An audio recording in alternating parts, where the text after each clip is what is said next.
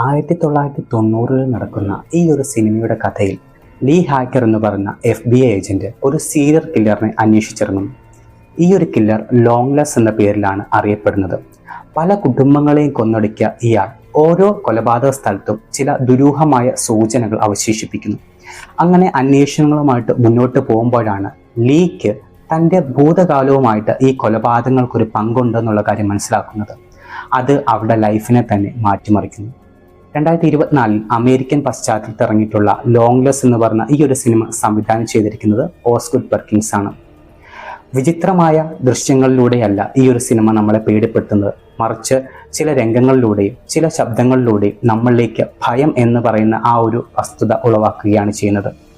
ഒരു വ്യത്യസ്തമായിട്ടുള്ള horror movie കാണുവാനായിട്ട് ഇഷ്ടമുള്ള ആളുകളാണെന്നുണ്ടെങ്കിൽ ലോങ്ലെസ് എന്ന് പറഞ്ഞ ഈ ഒരു സിനിമ നിങ്ങൾക്ക് നല്ലൊരു ഓപ്ഷൻ ആയിരിക്കും. ആപ്പിൾ TVയിലും ആമസോൺ പ്രൈമിലും ലഭ്യമാണ്. കണ്ടു നോക്കിയ അഭിപ്രായങ്ങൾ കമൻറ്റുകളായി രേഖപ്പെടുത്തുക.